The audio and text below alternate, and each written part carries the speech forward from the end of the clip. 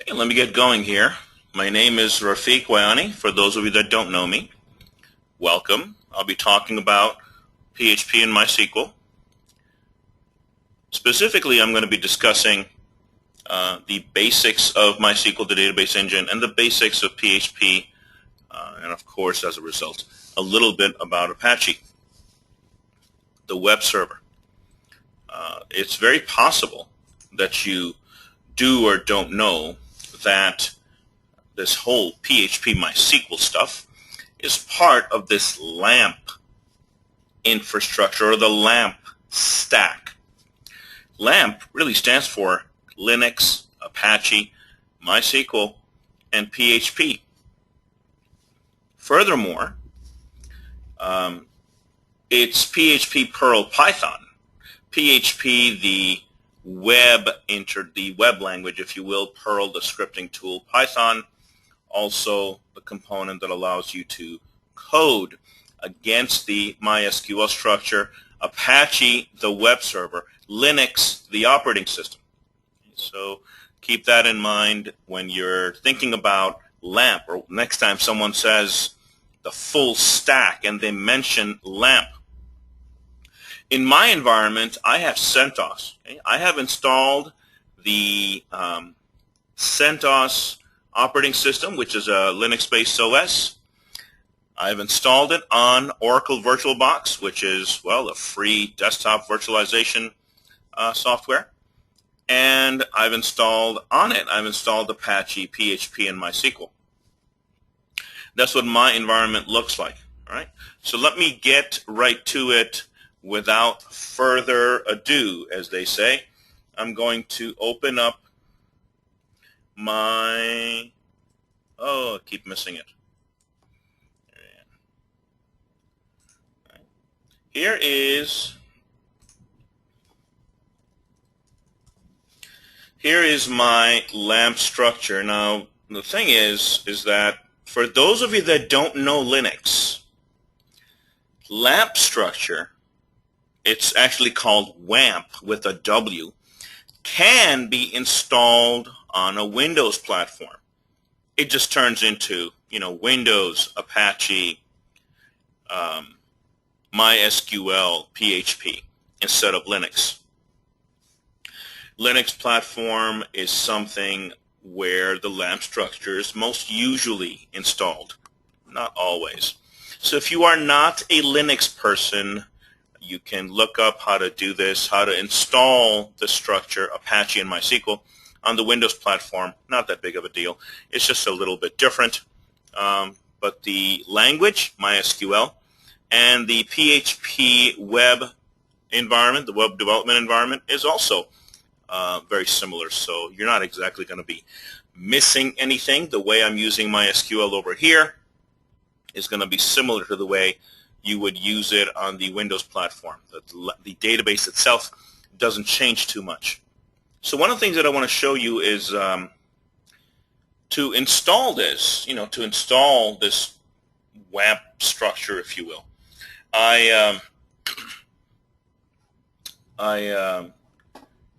There's a really nice article here, as you can see, and it walks you through this step of installing Apache right here. Okay. Yum is the yellow dog update manager on the CentOS side. You start the service. You install Apache. Let me make this bigger. You install the service, and then essentially you run the MySQL installation and PHP installation. Here's PHP installs. Here is the MySQL server install. It's really not a big deal. You do yum install MySQL server. You do yum install PHP right here in PHP MySQL. And that's generally it. Once you have the web server installed and you have Linux installed, it's very simple to go in and manipulate this. You start MySQL by doing a MySQL, logging in as a user. In my case, I'm going to log in as root because that's the user that I've specified. And here I am inside of MySQL.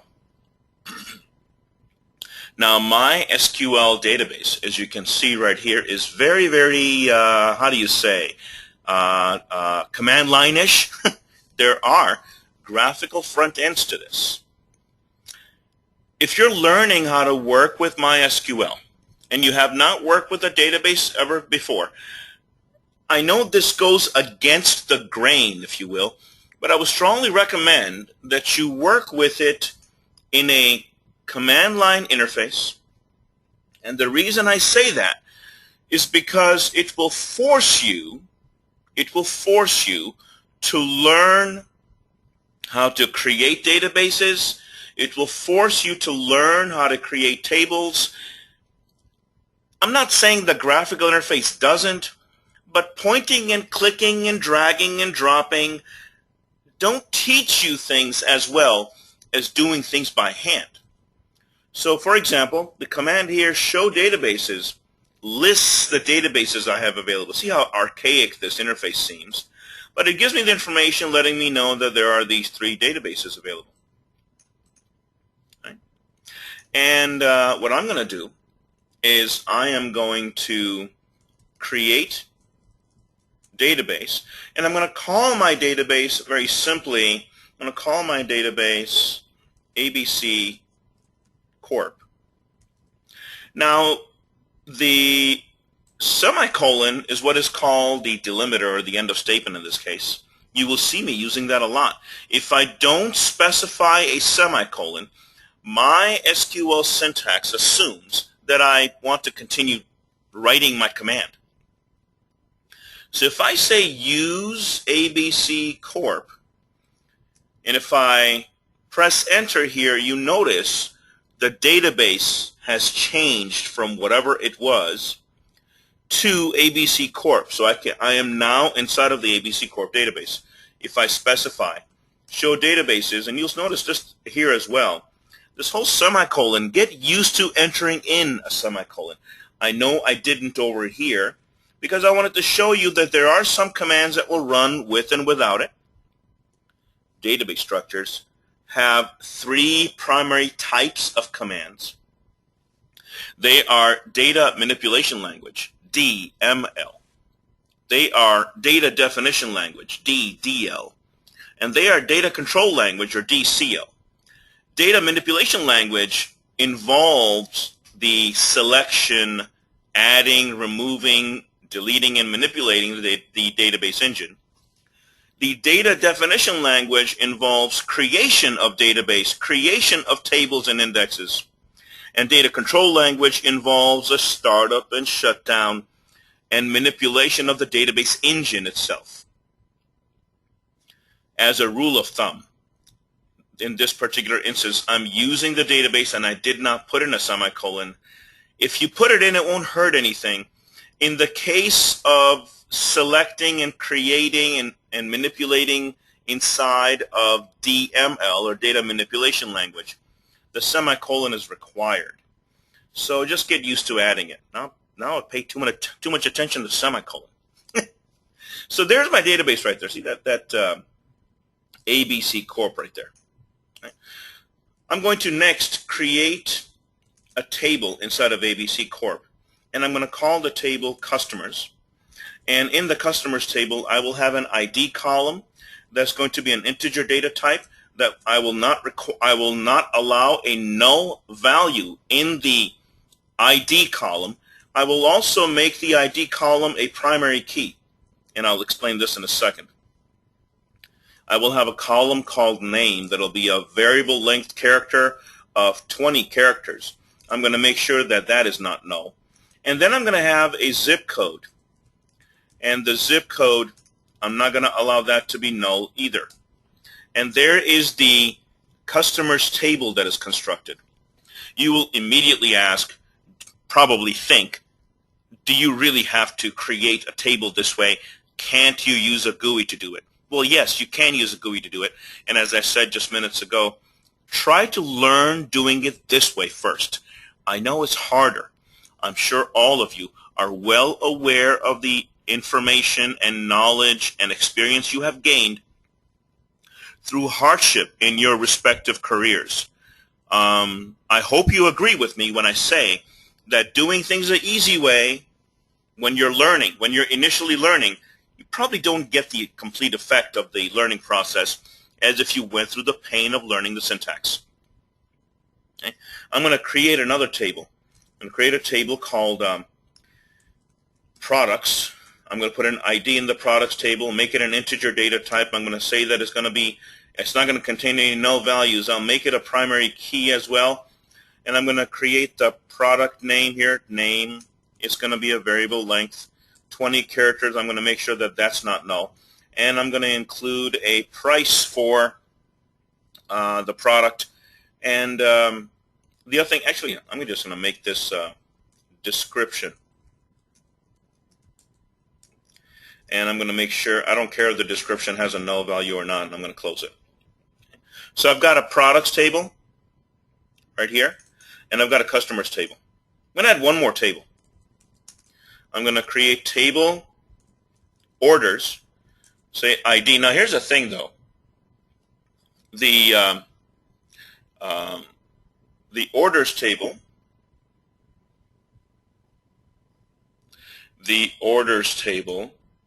is going to have an order ID, and I'm going to have it contain a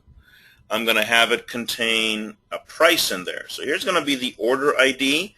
It's going to be a integer data type. It's not going to be a null. I'm not going to allow any null values in there. I'm going to make it a primary key, and I'm going to associate this with a cust ID, and I have to have a customer associated with an order, and I'm going to specify that it's going to be an integer data type that can't be a null. I'm going to include a prod ID that's going to be an integer data type that can't be a null because the customer has to buy something within orders. So product ID that can't be a null. And then I'm going to say quantity. Okay. That's going to be an integer data type that can't be a null. Okay. And then I'm going to have a price. And price, for the price, I'm going to make it a double. Okay. And that can't be a null either. Now the thing is, I've got the orders table structure. I have a products table. I have a customers table. And I have defined them over here. I can do what's called a describe statement. And in the describe statement, if I type in customers, it lists me the customers what? Table structure. And this is exactly the way I define customers. I'm going to describe my products table structure. And there's my products table structure.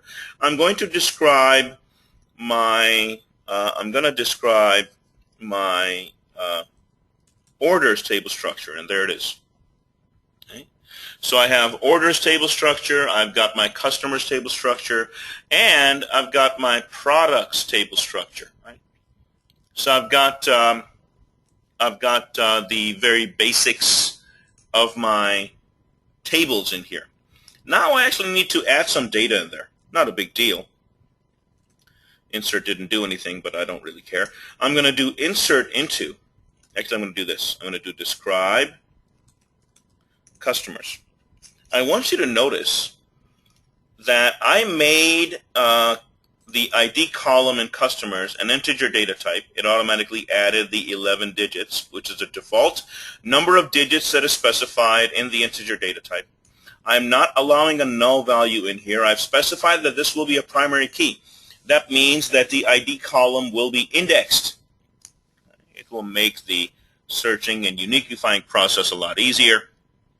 A primary key has 3 characteristics associated with a table. It has to be unique to the table, it has to be indexed, and it cannot contain a null value. Okay? Primary key cannot contain a null value. Null is the absence of data. So I'm going to do insert into, I'm going to do this actually, I'm going to type something. I'm going to do drop table customers, basically getting rid of it. I just did that. I'm going to do create. Let me go up here. I'm going to go up to, there's orders, there's products, and there's customers. I'm going to do one more thing here. I'm recreating the customers table, and I'm going to add this auto increment field. You see this? ID, integer data type, not null. It will be a primary key, and I'm going to auto increment the ID column, which means it will automatically add an identifier to it. Basically, it'll create numbers starting from number 1 and increment it by itself. So there's a data structure. I'm going to do a describe customers. Okay. And you notice here the extra auto increment shows up. So what is the benefit of that? Let me show you. I'm going to do insert into customers, and I'm going to insert the name and zip code. I will not insert ID. And I'm going to say the values, in the customer's values, I'm going to say XYZ Corp, like that. And I'm going to do 90210 for the zip code. And I'm going to add one more customer. And I'm going to add 66206. And here I'm going to say DEF Corp. Yeah. And I'm going to add one more customer. I'm going to add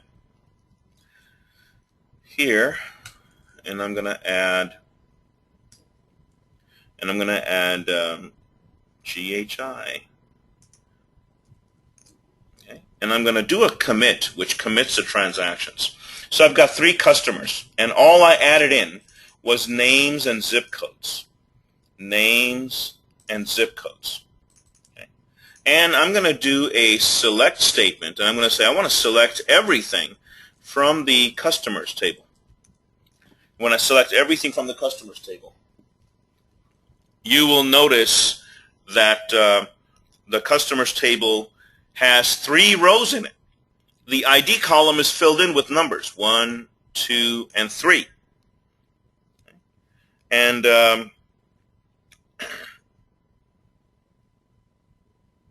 I did not have to specify the ID column. It automatically added in 1, 2, and 3. Now watch what happens when I insert data into the products table. Let me describe the products table. Products table also has ID, name, and description, except for the fact that ID column is not auto increment, which means that if I don't specify it, it's not going to automatically add in a value for the ID table. I have specified that the ID table cannot be null, which means that if I don't specify the ID column, it's going to prevent me from adding a row. Let's take a look at the error message that shows up. So I'm going to do insert into products, and I'm just going to say I want to add name and description. Remember, I'm expecting this to give me an error. I'm going to do values, product, I don't know, bread. Bread. I'm going to say it's bread. Okay, now, right here, I specified if I do a select star from products, notice the ID column that it added in was 0. It says, well, this can't be null. You got to add something in. And by the way, my ID column has a primary key. So it says I got to add something in there. And it goes, I'm just going to put in a 0. Now 0, by the way, in the real world, in real life, is not a valid ID for really much of anything. If I go back to this insert statement and I change this to eggs and I say fantastic eggs, look at the error. See what happened? It says duplicate entry 0. The reason it says that is because it said, well, you didn't supply me with an ID column. I noticed that it can't be null, so I will place a 0 in there because, you know, I know about the number 0, it being MySQL, and it says I'm just going to place the number 0 in there. So it did it once, and then I went back to MySQL, and I said, hey, you know, I'm going to add in the next row, also with name and description. I'm not going to specify the ID column. And I want you to put in eggs and fantastic eggs as a description. And it goes, I can't put in a 0 again. And the reason it can't put in a 0 again is because I've specified the ID column as a primary key. Primary keys have to be unique to the table structure. Okay? Primary keys have to be unique to the table structure, so it immediately gives an error, duplicate entry 0 specified. Let's fix this the hard way first. The hard way to fix this would be to drop the table products. By the way, this is not something you would do in production. You would not be able to drop a table. Dropping a table is the same thing as deleting a table. Deleting a table from a database structure is not what? It's not a solution to a problem. It will create more problems, usually. So I'm doing something that's against the grain, but I want to show you that if I go to the products table, which is eventually over here, here's the creation of the products table. I'm going to go over here to the ID column, and I'm going to do auto increment, just like that. So the ID column will be integer, right? It'll be an integer data type. It's not going to be a null. It's going to be a primary key, and it will auto increment. And I have a name and description. I'm going to press enter there. I'm going to go back up to putting in bread right here in the products table. I will go back up, and I will insert eggs. Now look, it inserted eggs this time. And when I do select star from products, now I see the ID of 1 and 2. And when I do a describe on the products table, you will notice that in the extra area I have auto increment. Auto increment allowing me to automatically increment the ID column. If I do a describe on my orders table, again, same deal here, right? I don't have the primary key. I don't have the auto increment over here. So I'm going to do the same thing very easily. Orders. No, you don't normally drop tables. I'm going to go over to the orders. There's another way around it to modify table structures, and I will get to that later on. I'm going to go back over here. ID, int, not null, primary key, auto increment, so that it will automatically add it. There you go. Now, orders table is a little bit interesting, isn't it? And the reason it's interesting is because it's filled with numbers. There's no what? There's no character data in here. ID is a unique identifier for the order ID. Cust ID is referencing an ID in the customers table. Prod ID is going to reference the product ID in the product table. Quantity, well, will be quantity of this particular product. And then price will be price. Okay? So I have to manipulate this. So if I do a select star from customers, I see that I have customer IDs 1, 2, and 3, right? I'm going to do a select star from products, and at products 1 and 2, let's add a third product. And I'm going to go over here, and I'm going to add in cheese. And I'm just going to say this is more cheese. There we go. Take a look. So now I've got bread, eggs, and cheese. Right? So I've got three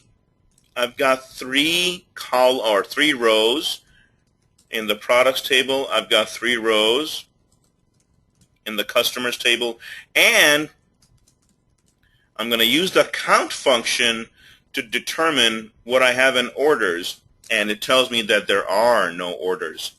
That count is a function. That asterisk means count everything, and it tells me that there is no orders in the orders table. So here's what I'm going to do. I'm going to describe the orders table.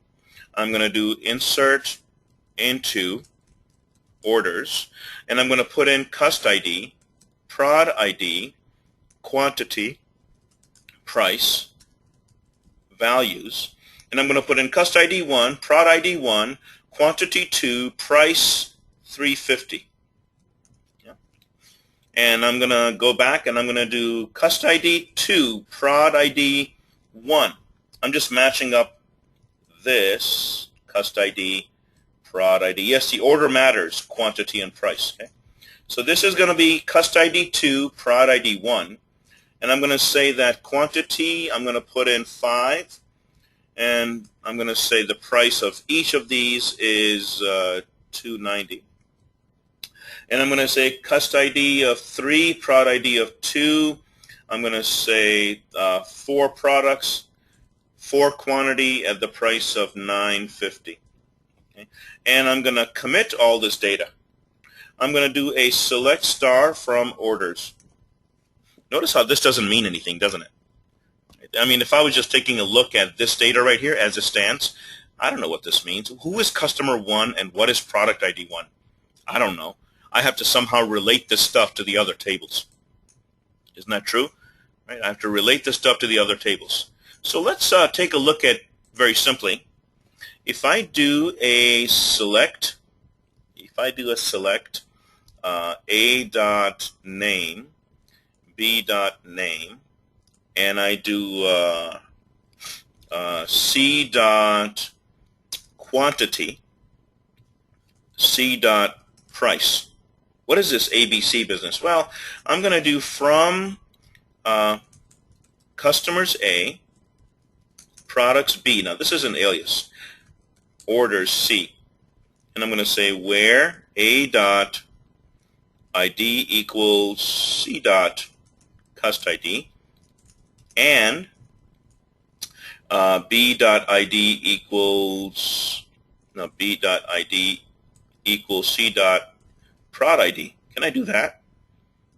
Look at that. Makes all the sense in the world.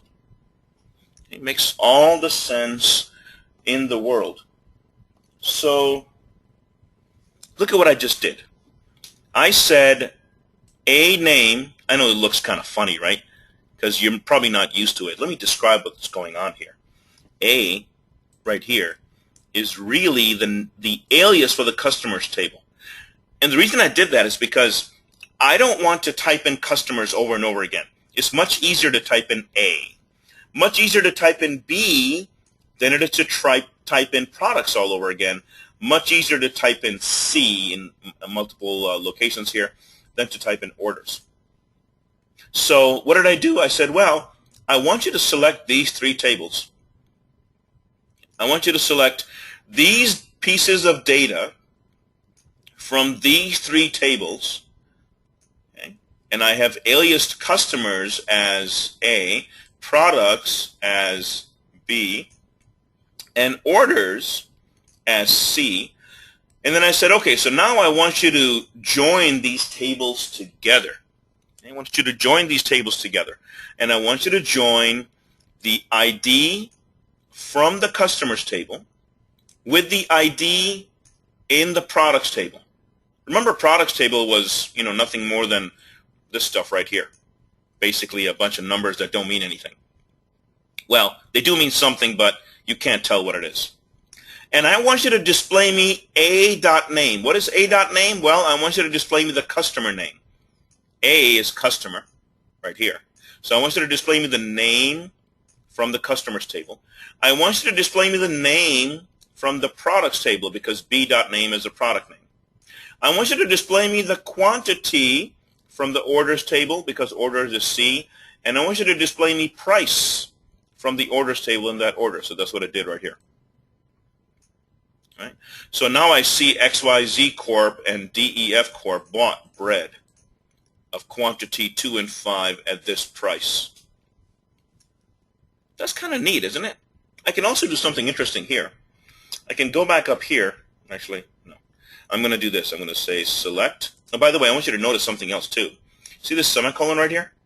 That's how MySQL knew that my statement was done. Otherwise, it kept giving me this arrow over here, right? Because it's saying, okay, you're not done writing. Go ahead, keep writing. Go ahead, keep writing. Go ahead, keep writing. Oh, you got a semicolon. Okay, I get it. You're done. Yeah. So I'm going to do this. I'm going to say select A name, B name, C quantity, and I'm going to say C price. And then I'm going to say C quantity times C price total from customers A, products B, orders C, where A.ID equals C.cust ID and B.ID equals C.prod ID. What happened here? Oh my God. Okay, I want you to see something here. I did what's called a calculated column. I called it total. This is a derived column, as they call it, or a calculated column, as they call it. This derived column is a combination of price multiplied by quantity. That's 7 in this case, and 2.9 times 5 is 14.5 in this case, and 9.5 times 4 is 38 in this case. Yeah, normally you would put dollar signs and make it all pretty, but I haven't done that. I created a derived column or a calculated column right here. Why did I do that and not just store total in the table structure? Well, the reason I didn't store total in the table structure is because I can figure out the total based on all I need is a quantity and the price, right? If I want to figure out the total, all I need is the quantity and the price, and I can figure out what the total is. The other thing that I want to do here is I want to show you how I can add some indexes, if you will, and I actually also want to show you some basic things associated with the table structure a little bit more. Let me add a little bit more data here. I'm going to do, let me go back up here. I've been joining and selecting and stuff. Here's inserting into orders. Let me insert some more data in orders. So I'm going to do customer ID 3, and I'm going to do product ID 2, and I'm going to put in quantity as 10, and I'm going to leave it at the price of $19.50, like that. And then I'm going to do a customer ID 1, product 2, make some big numbers here. Not that it's a big deal. And I'm going to do 30.99, and I'm going to do customer ID 3, product ID 3, 13 at $17.90. Commit this. So what did I do? Again, if I just take a look at the customers table, notice, not customers table, orders table. If I just take a look at the orders table, notice how, well, it's just a bunch of numbers. Right? Looking at it this way doesn't make any sense. So I'm going to go back and do the join, the way I did right here. Now it makes a lot more sense. Ooh, boy. So we got this XYZ, DEF, GHI, XYZ, GHI Corp, and buying these things, and I got the quantities and the prices. And the lovely thing here is that XYZ Corp, for example, bought eggs at the price of $30.99, where GHI Corp bought eggs at the price of $9.50 and $19.50. We got some dumb people inside of purchasing in that company. So this displays me the select statement. Now, what about this? What if I do a create view? View prod as. Oops. Okay. And I'll show you what this means. I'm going to change this name here to, cust name, and I'm going to change this name here to prod name. Okay, what just happened? What just happened? This is displaying the data properly. What is a view, first of all? Well, you know how I selected the data the long way? And what I mean by the long way is I had to type in the name and the join statement, and I had to type in the total and exactly the way I wanted it. Let me create you a scenario. The end user, you know who the end user is, right? The end user would be the person that would be using this information. The end user is unaware of the way the table and the data is structured. Not only are they unaware, they don't care. They just want to see their data and they want to work with their data. So if they look at this structure as it stands right now, what is wrong with the structure as it stands now? Well, I got two columns that are named the same. You see it? Name and name inside of the same result set. Well, that's great because this is what's called an unnamed result in this particular instance. It's just there for display and created for me dynamically on the fly, if you will. And in this instance, if I've got two columns called name, it doesn't care because it assumes, MySQL assumes that I know what these columns are. However, the end user will not be constructing any oops, that went too far. The end user is not going to be constructing any table joins right here. They don't know what this is. The end user will also not know how to deal with this because they may be generating or processing a report. Generating or processing a report requires every column name to be different. So a report that is using this data set with two column names that are named the same, well, there's going to be an error right away. I created what's called a view. A view is essentially what it sounds like it is. It is the view of the data the way you would like to see presented. In the similar manner that I labeled quantity times price and I gave it the column header of total, this column header right here is from a derived column. And what I mean by a derived column is that it is a combination of price and quantity. 2 times 3.5 giving me 7 and so on. Well, I can also assign aliases to these name columns. I can say that this right here is the cust name, like I did right there. See, cust name?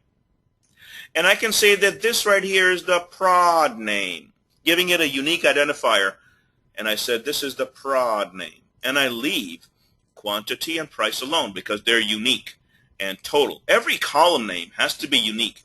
You cannot have two column names inside of the same result set that you're going to be using in a report or really anywhere that are going to be the same. It just won't work.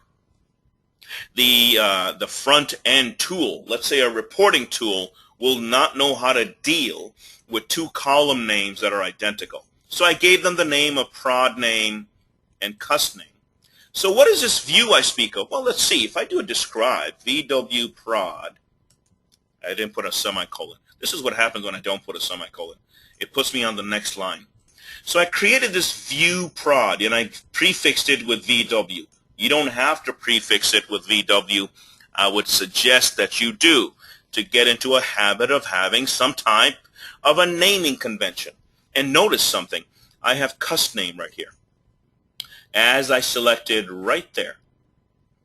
I have prod name right here, as I specified right there. Right there. I have quantity listed right here that I specified right here. I have price listed right here, that I've got specified right there. Okay, and I've got total. Look at that. I've got total because total is also a column. It's derived, but it's a column nonetheless. So where is it getting these data types from? Well, it's getting these data types from what it knows about the columns that I specified, this name and so on. This is a view. So how does this help me? Well, I'm not going to have the user type in. Where did it go? I'm not going to have the user type in this stuff, because the user is not going to know what to do.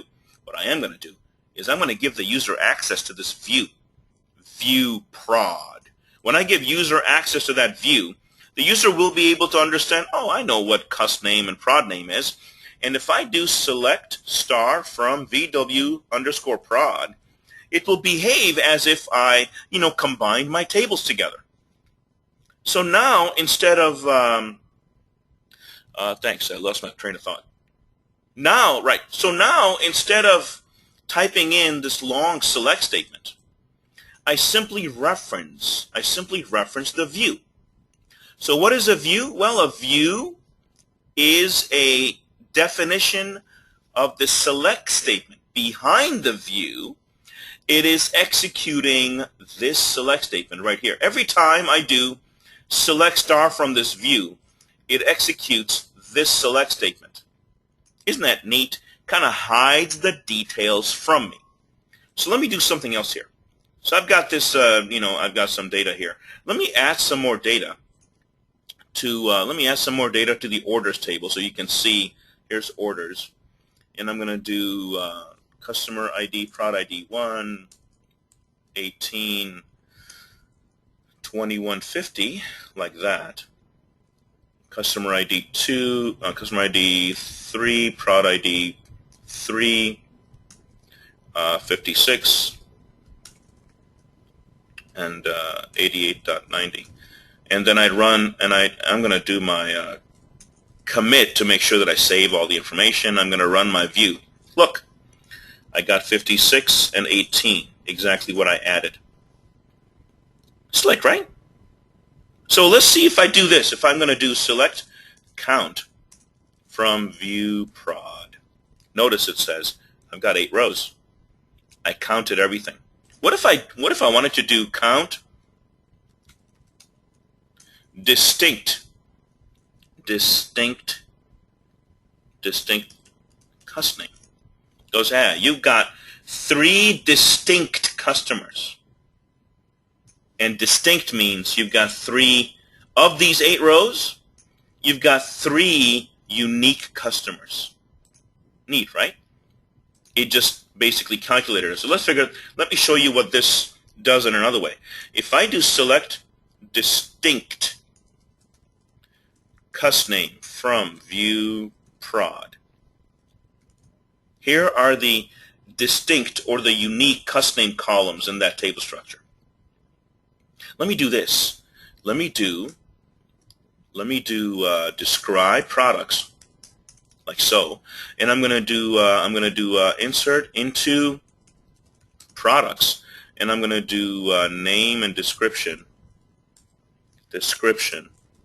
values, and the product name I'm going to put in now is going to be shoes. Why not? Grocery stores sell shoes, don't they? Some Nike shoes. Okay, and then I'm going to insert another product in here, and I'm going to put in shirt. I'm going to say white shirt. There you go. Commit that.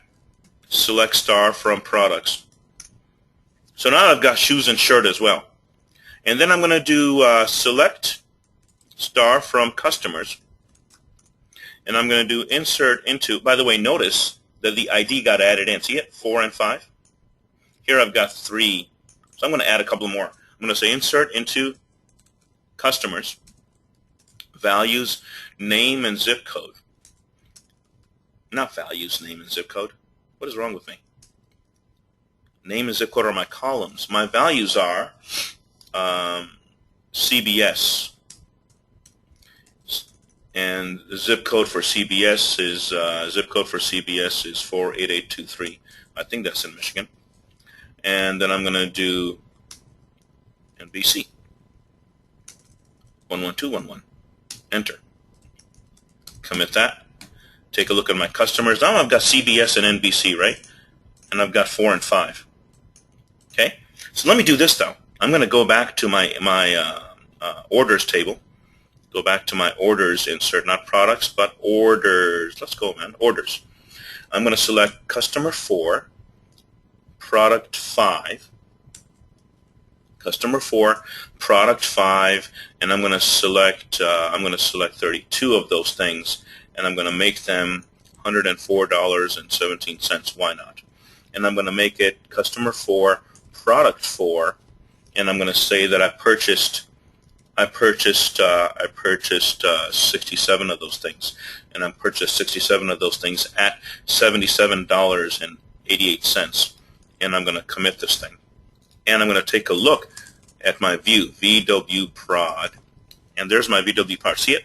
CBS purchased shirts and shoes. Now if I do select distinct cust name from my view, it will say 4, right? Because I've got 4 distinct customers.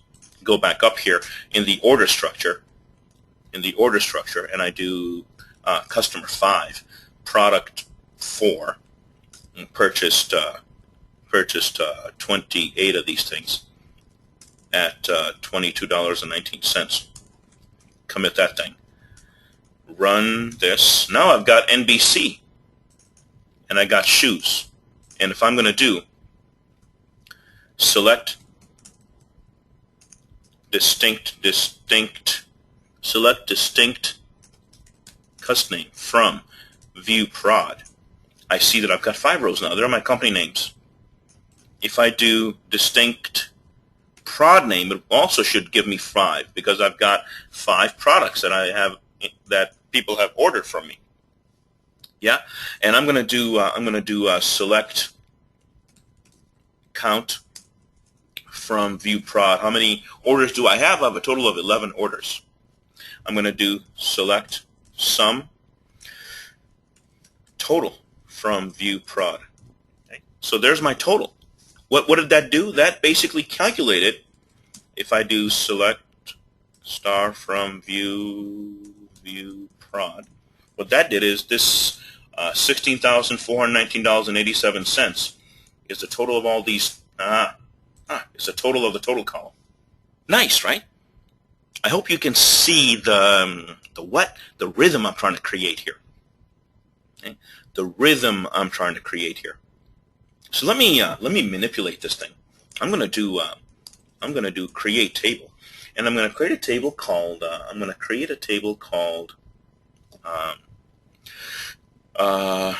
sales. Not sales. Employee.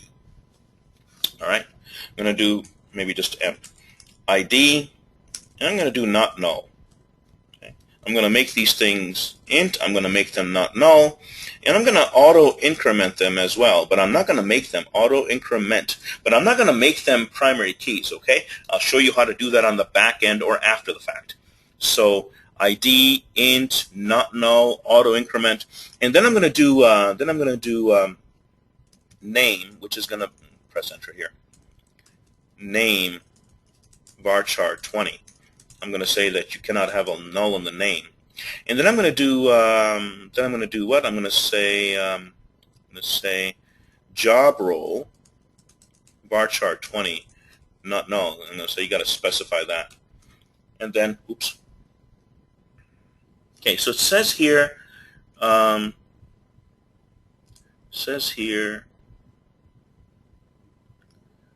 Auto increment, if you notice right here, has to be defined as a primary key. Otherwise, I can't do auto increment.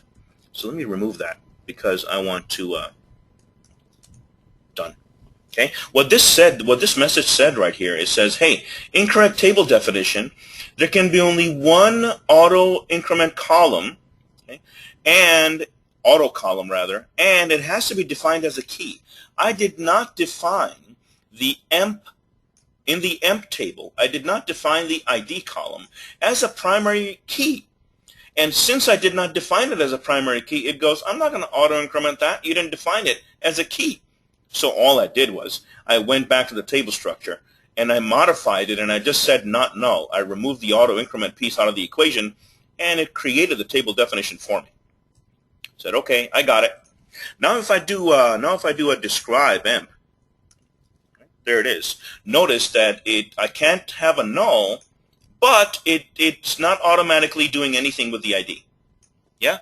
A bit of a problem here. The reason this is a bit of a problem is because I'll show you. I'm going to do a insert into, and I'm going to not include ID. I'm going to say name, and job role, and I'm going to say values, Rafiq, job role CEO, and it says, oh, wait a minute. What happened here? Oh, maybe I need to put in the name of the table. I didn't specify the name of the table. There we go. Right here, I didn't specify the name of the table. Cannot insert into nothing. I didn't specify the name of the table. So that's what was wrong here. Okay, it says, hey, you better use the right syntax. So I said insert into emp, name and job role. Let's take a look at what this looks like. I'm going to do select star from emp, And notice ID is 0. It goes, okay, I don't know what you want for ID, but it says here that you don't want ID right here to be a null. So I said not null. In my definition of ID in the emp column, in the emp table, it is an integer data type, and I said it can't be null. And down here, when I added data into the emp table, I didn't specify ID at all. I just specified Rafiq for the name and CEO for the job role. And it said, okay, well, you didn't specify me the ID, but you said it can't be null, so I'm just going to put a 0 in there. So I'm going to go back here, and let's do this. I'm going to do Tom, do COO, and it goes, oh, wait a minute, it added in the rows. I'm showing you a problem. I'm going to go back over here, take a look. Now I've got both Rafiq and Tom, both with the ID of 0. First of all, ID of 0 doesn't make any sense, okay? That's not something you use in reality. ID of 0 is silly. So it's irrelevant, can't be used, and it causes a bunch of problems. Furthermore, over here in my table structure, MySQL is doing exactly what I told it to do. I said, hey, I don't want null, I said not null, in the ID column.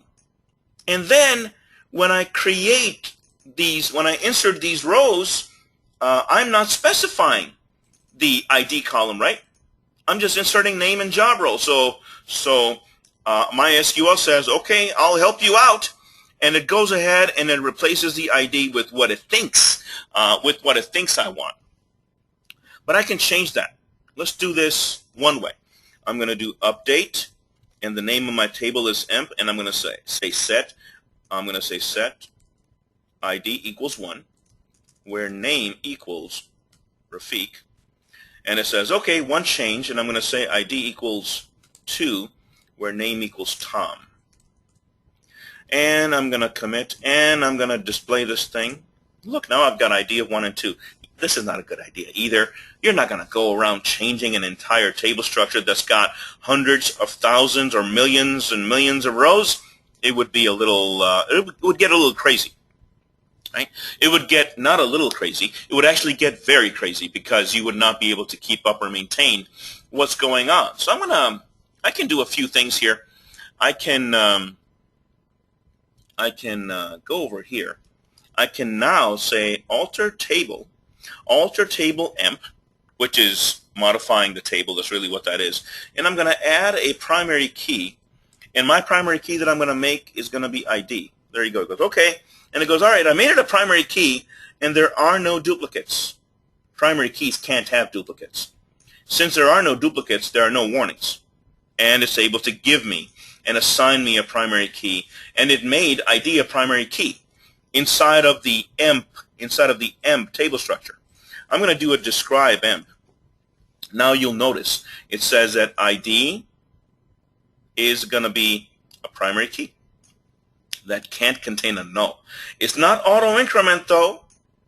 Okay, it's not auto increment, right? So it makes a big difference whether or not the key is a primary key or not, and if you can have the auto increment structure here.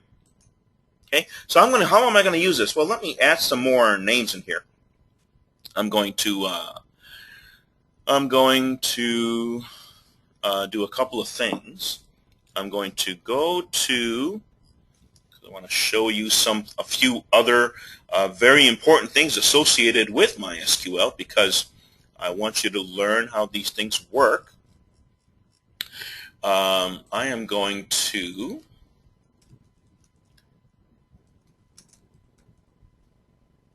just a second. Grab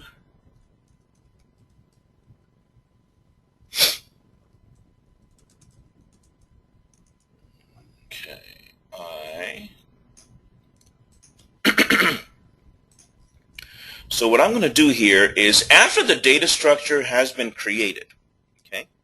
After the data structure has been created like mine has, I'm able to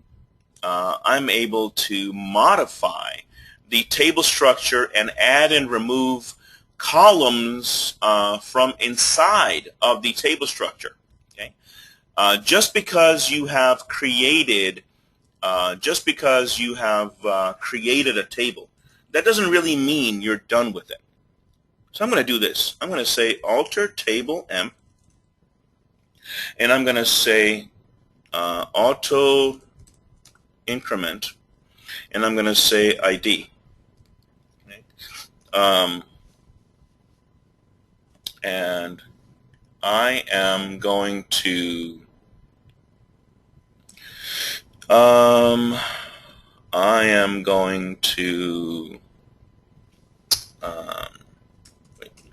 I actually want to do something else first.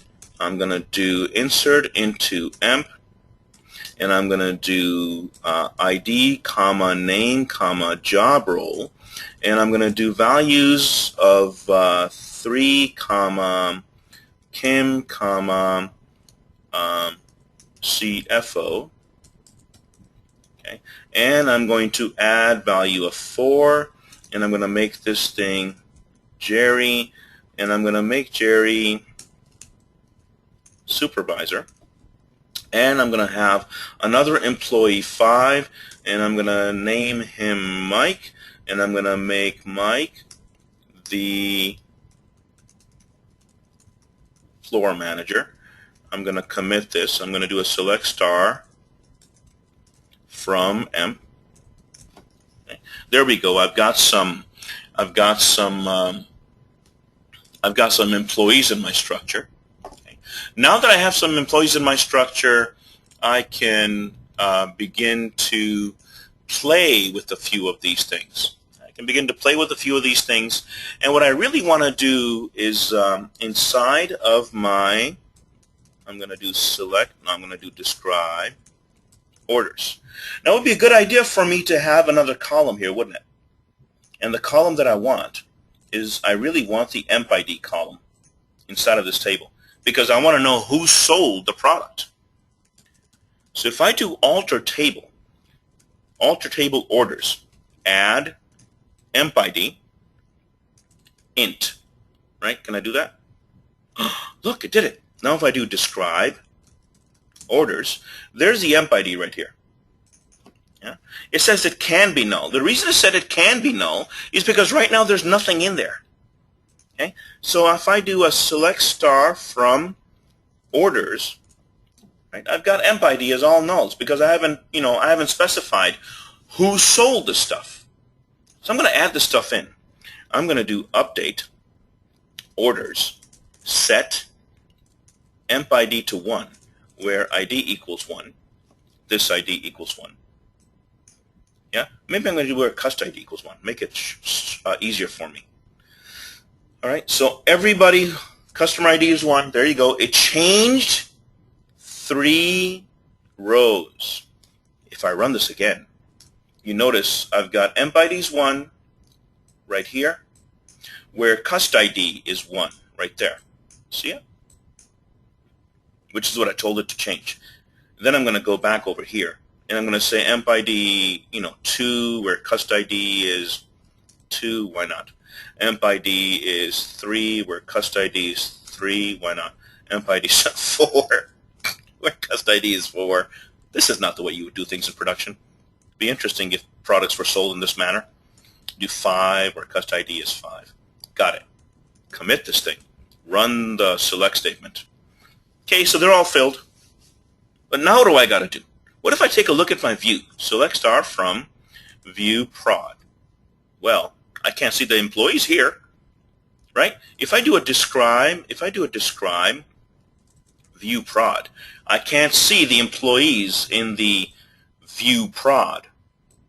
So let me trash this. I'm going to do drop view prod, and I'm going to do create view. I'm going to do a create view, and I'm going to do a create view prod as select, and I'm going to say a.name cust name, b.name prod name, and Gee, I forgot all. Oh yeah. So C dot name is going to be emp name, and then I'm going to do D dot quantity D dot price, unit price, D dot quantity times D dot price, D dot quantity times D dot price as total. Yeah.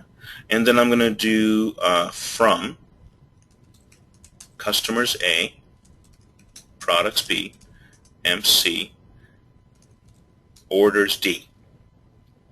Okay, where A dot name, no, A dot ID equals D dot cust ID, comma, B dot ID equals B dot ID equals C dot prod ID, no, not C dot, D dot prod ID. I'm getting lost in my own shuffle.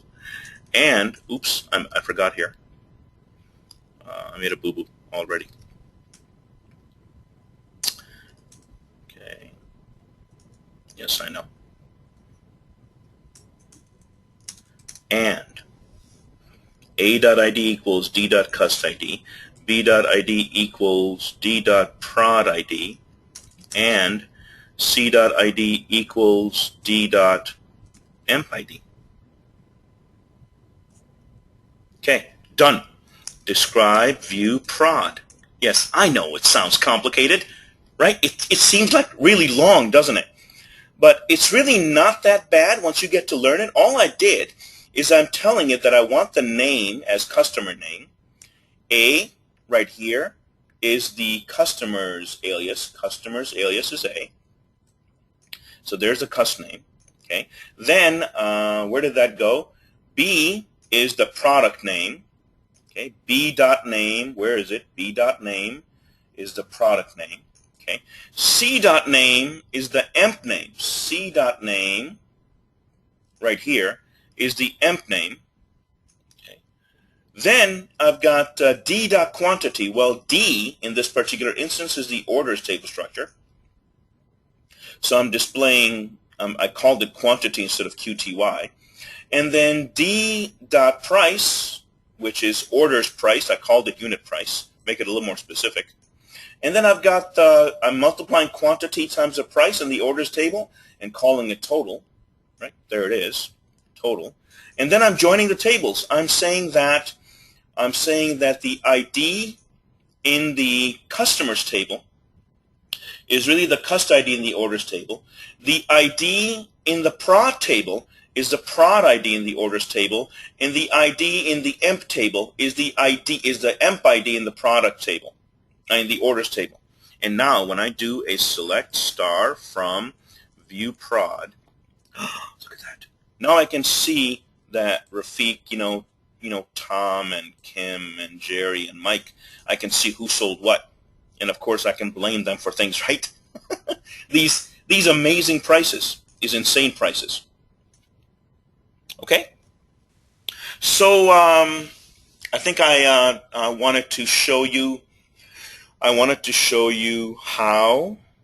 MySQL worked, at least in the beginnings of it, and joining the table structure. I also wanted to show you how we can create a table, create a database, insert data into the table structure, and so on. HTTPD, for those of you that don't know, is the Apache Web Server Service. If I go to etc HTTPD and I do a listing, I notice that I've got this configuration file, I've got this directory, the config directory, and I've got this PHP conf file in here, as you can see, allowing me to configure PHP. If I go up one level in the tree structure and I do a conf, I can see the httpd.conf file. If I edit this file, I want to show you something. Once I edit this file, I have in it, let me find it, my server root is etc httpd. Okay, I can change this, obviously, if I want to. That's the top of the directory structure for server configuration. Okay, I can also specify other items like how long to keep alive requests and such, and other items associated with the web server, if you will. And one of those items is this listen. See this listen right here? That's listening on port 80. I want to show you something. Let me dismantle this. I'm going to change this and label the port 2021, which is a weird port, right? I'm going to save this, and I'm going to do service httpd restart. See the problem right here? It says permission denied, failed, could not reliably determine the server's fully qualified domain name, blah, blah, blah, local domain, and it could not bind to this address, and it trashes. Well, here's the thing. SE Linux is enabled. SE Linux is security enhanced Linux. Okay? SE Linux is enabled, and it will prevent me from going elsewhere unless I, well, turn SE Linux off and restart my box. Or I set it to permissive mode. Okay? Makes all the difference in the world. If I do set enforce, you'll notice the options I have. If I do permissive and I do restart, notice it said OK. The reason it said failed up here, is because it was trying to stop the service. Well, it couldn't stop it because it was already stopped. And then it restarted. Let me show you what I did, okay? I'm going to do it again. I'm going to do set enforce, and I'm going to make it enforcing.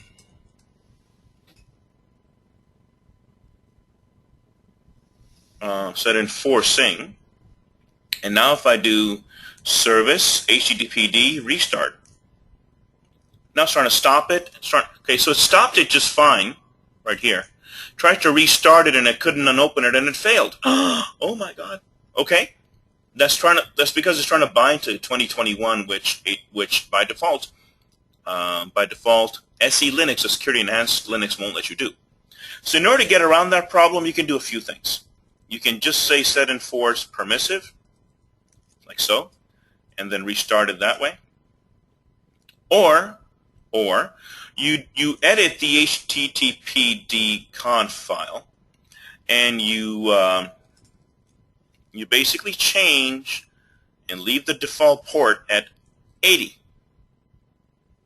Why did I do this? Well, it is very possible that you're not going to have your default port of your internal web server set at 80. So I do service httpd restart. Permissive mode inside of SE Linux or security enhanced Linux lets you do whatever you want. It just logs what's going on by default. When you install Linux, CentOS, Red Hat, Fedora, SE Linux is turned on, is set to enforcing by default. Okay? So other than enforcing and permissive, the other option is disabled. So if I just type set enforce, like so, you'll see this 1 and 0. Okay? If I disable it, okay, I can just do a 0 and disable this altogether. And then I have to restart my machine. But setting it at permissive will do what I need to do, which will allow me to, navigate and do whatever I want to do without SE Linux stopping me. Of course, I'm not saying you're going to modify your, your default web server port, but if you do. The other thing here in the httpd conf file that's important is this document root right here. See this?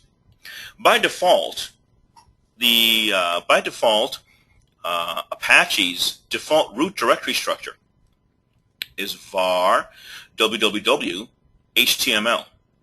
Okay. If you work with IIS, the default structure there is inet www. Okay. So here's var www HTML. What does document root specify? Well, let me tell you. If I go to var www and I switch over to HTML, there is a info PHP file right here. See it? Now what I'm going to do is I'm going to create a index HTML, and I'm going to make it very simple. I'm going to do body, and I'm going to do h1. This is my first web page. Do that. No, you're not going to use these tools to do this, right? Because I'm doing it by hand. I'm going to save this thing. Now I've got index HTML. When I start Firefox, right here, here's Firefox. Okay, and I'm going to do localhost index HTML. Okay, there it is, displaying it. Right. Now, PHP. Let me minimize this. PHP is kind of interesting. If I just take a look at this here, info.php, you'll notice that right here it is using this interesting, weird-looking syntax, right? This question mark PHP. That question mark PHP is actually initiating, instantiating, or calling PHP. That's a PHP tag. And I'm calling the PHP info function, which provides me with information about the PHP installation on this box. And then I close the tag out. So when I open up Firefox, right over here, and I do info PHP, this is what it displays. I've got PHP version 5.3.3, and it gives me information about my system. It tells me where the configuration command is. Here it is. This is what it did to open this thing up. What my server IP is, what my server API is, and other configuration-related information with PHP and PHP credits and blah, blah, blah, blah, a lot of information. Okay, so that ran PHP very simply. The very first command of PHP in this particular instance is that I ran was this PHP info. No real big deal in this particular instance. I am able to use PHP to establish connectivity. Okay, to establish connectivity to my database environment. Since HTML is a default directory here, do LSLA. I'm going to do nano. Nanos. I'm just using nano as an editor. I'm going to do dbconfig.php, default extension for PHP files. And I'm going to do, over here, I'm going to do host, that's the variable name, localhost, which is on my box. I'm going to do db name. And the name of my DB is ABC Corp, if you recall, because I created that. The username is root. That's the only user I have. And then I'm going to do password is this password. That's the password that I assigned. Okay. So I, right over here, specify PHP. Save this. I'm going to do X. Save this file. I do a cat. dbconfig PHP. And there is my localhost, ABC Corp, root, and password. Let me make sure this works. If I do MySQL, user root, password, specify my password, specify use ABC Corp, undo show databases, ABC Corp, uppercase, lowercase, yes, makes a big difference. There we go. Now it says database changed. Okay, so now I know this works. Go back in here. Do a nano dbconfig, dbconfig PHP, ABC Corp. I did this the right way with a capital C. So this should work so far. The next thing I want to do is I'm going to do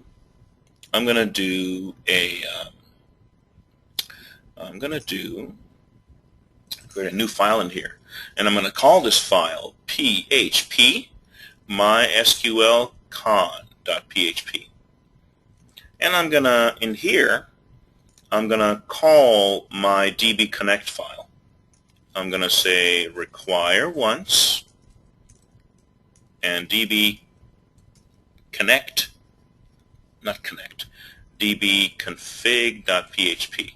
And that's the file that I wrote. And then I'm going to say I want you to try to establish a connection. New PHP data object from MySQL. I want you to use host as the name of the host specified in this file, and the name of the host specified in this file is localhost. Then I want you to do I want you to connect to DB name specified in that file as well, using the username and the password specified in that file. Okay, so I'm going to try that. Then I'm going to say echo connected to DB name at host successfully, like so. Or I'm going to display an error. I'm going to say that close out of this here. And then I'm going to say otherwise I'm going to catch the error. And I'm going to say the error is going to be a PHP data object exception. And this is going to be of type, I'm just going to label it PE. This is the name of the exception. In other words, if this connection fails, I'm doing a try catch construct. It will try to run this piece of code right here that establishes connectivity to MySQL server. Okay? If this code succeeds, it will display connected to DB name at host successfully. Otherwise, it will catch an exception, and PE is the variable name that the exception will be caught in, and that's going to be die could not connect to DB name, and I'm going to say that the message is whatever this thing displays. Okay. PE right here is where the error is caught. Okay. PHP data objects, PHP data object exception, and PE is the instance of that exception. Message or get message is a method associated with it. And then I'm going to close my try block. I'm going to close my try block. Save that. Now what I'm going to do is let me see if I can open up my PHP here. And I'm going to do a PHP MySQL con PHP. Look at that. Huh? Isn't that slick?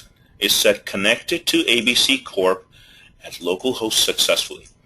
This code right here means that my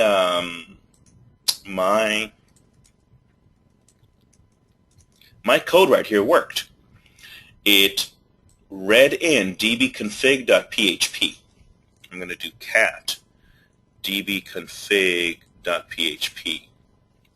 Host right here. This is reading it in. Host by default is localhost, or I'm using localhost, which is what is being passed in right here. I'm reading this file in, which means that these variable names, host, DB name, username, password, are all being read in. And I am using these values right here to connect to the database structure. If this try block works, it displays me the message connected to the database successfully. If this try block fails, then it gives me this error. So let me make it fail, okay? I'm going to do nano db config php. I'm going to change this host to a host that doesn't exist, XXX. And XX, there's no XXX. Now, when I go over to Firefox and I refresh this page, notice the error. Could not connect to ABC Corp at MySQL Server host XXX because that host doesn't exist. All right? Because that host does not exist. So this is one way to verify that your code is actually doing something. I go back in dbconfig. I change the host back to what it's supposed to be. In this case, localhost. Save this. Go back to my Firefox. Refresh this. And I connect, which is great. Exactly what I want. Let me move on further over here. And once I've established connectivity, once I have established connectivity, I need to do something. And what I'm going to do is I'm going to go back to my code here. I'm going to minimize this here. And I'm going to do nano PHP MySQL, go back down here. And once I connect, I'm going to do in here, this is my connection. I'm going to put this in the next line. Instead of doing this to say that I connected, I'm going to create, I'm going to make this a little bit nicer. There's my connection bar. I'm going to do SQL. I'm going to say select star from VW prod. You know, that's my view that I created. Order by cust name. This is a way for me to get a sort. Okay. This is a way for me to sort the data in order by customer name. Cust name is one of the columns that I constructed. You're well aware of that. So that's my query. And then I'm going to do I'm going to establish the connection here. And I'm going to say to run the query syntax, and I'm going to run my SQL statement. Okay. $Q is a variable. $con is a variable. $con is really the instance of my connection to the database structure. Query is the command being executed from the connection object, and I'm running the query $SQL. $SQL is this thing right here, and it's going to run select star from VW prod, and it's going to order the data by customer name. And then what I'm going to do is I'm actually going to do set fetch mode, which is go grab the data, to PHP data object fetch associative. So it's actually going to go and grab my data. Okay. Now, if this doesn't work, it's going to give me an error right down here telling me that it couldn't connect, which really shouldn't do. And right in here, I'm going to say, right in here, I'm going to say,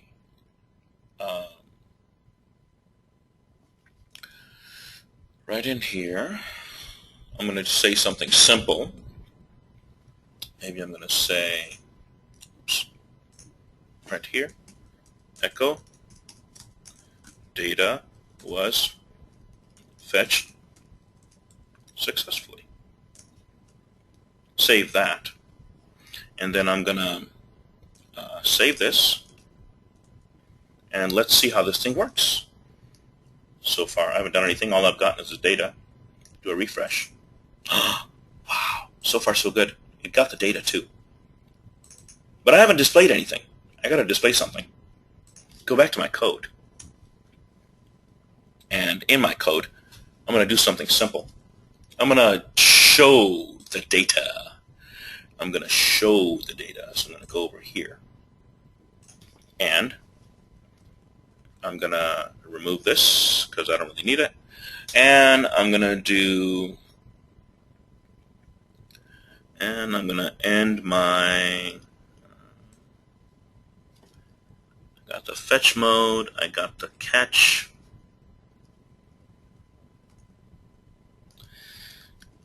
Okay. Make this alignment properly. And my PHP syntax. Okay, so this is my PHP syntax in here, okay? I started writing PHP down here. I ended it. Now I'm going to start something different. I'm going to start HTML. And I'm going to use that doc type. I don't know how to type. Doc type. This is going to be HTML. And I'm going to have the HTML header. I will make it a heading, and I'm going to say title is going to be my PHP and MySQL demo. And I'm going to end the title. And then I'm going to end the header. And then I'm going to have a body. And then I'm going to have a container here. This is actually quite simple HTML code. If you're not familiar with HTML, it would be a good idea to learn it because it's a big help. And I'm going to say sales info. Okay, so there's that. And I'm going to say table, class. I'm going to say this is going to be a table, bordered, table condensed, like so. Table header, and I'm going to say table row, and I'm going to say table header will be customer name, table header, and I'm going to say table header, product name, and table header,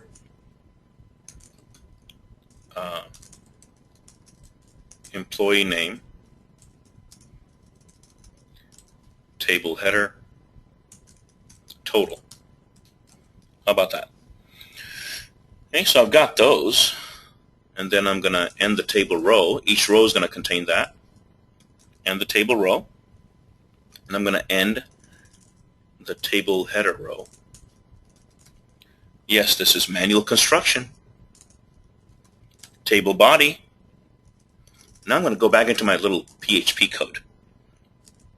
PHP while the row equals the Q. Now Q is what I am, is where the data is coming from. Let's go back up here. Q is this thing right here. Right there. Okay, that is what's querying select star from VW prod, and it's ordering by customer name.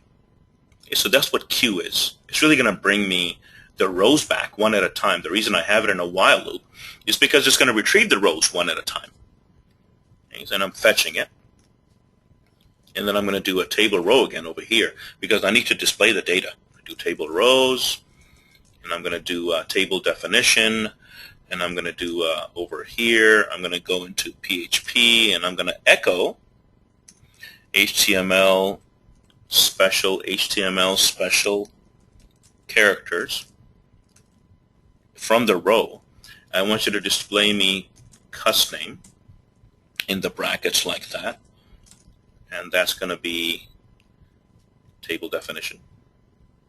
Okay. Then I'm going to go back here, and I'm going to say table definition again with the PHP, and I'm going to echo HTML special characters, and I'm going to display prod name from the table structure like so.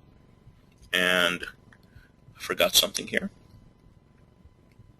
Yes, I got the last name, I got the prod name here, here, table definition like so. Okay, then I'm going to display the table definition, and I'm going to display PHP echo HTML special characters from the row. I want you to just display me emp name like that, because that's what I called it, table definition. And then finally I got to do one more, and that's a total. PHP echo HTML special characters from the row, display me total, and that, and TD. Okay, so table definition. And I'm going to end the table row, and I'm going to end the PHP while, PHP end while, like so. And I've got the while statement that I'm opening right here. I need to end that so that it ends the loop. Okay? Otherwise, it's going to be in an endless loop. Then I'm going to end the table body like that. And I'm going to end the table like that. And then I'm going to end the body like that. Then I'm going to end the div like that. Then I'm going to end HTML like so. And I got to make sure that these values right here, cust name, prod name, cust name, prod name, emp name, total. So I'm going to make sure that the column names are correct. So say yes to that. Clear the screen, MySQL user, root, password, use ABC Corp, select star from VW prod. Okay, so I've got cust name, capital C, capital N, prod name, capital P, capital N, emp name, capital E, capital N, and total with a capital T. So far, so good. Let me exit out of here. Take a look at my code. Go down, make sure that that's correct. Cust name with a capital C and N, prod name, P and N, emp name, E and N, and total. Close that. Let me see what I did wrong. Of course I'm going to do something wrong, right? Oh my God, I didn't. So there. So there's my sales info. Hey, you're surprised too, right? Aren't you surprised when you get something right the first time? So here's the sales info. Here's the customers being sorted by, by customers, as you're well aware. And because I did the sort by customer name, here's product name, and here's what they purchased. So this is very simply the PHP connection with the MySQL database structure, and it's displaying me the data coming off of the SQL server, MySQL database. Okay, so it's reading this data. I created the data from scratch.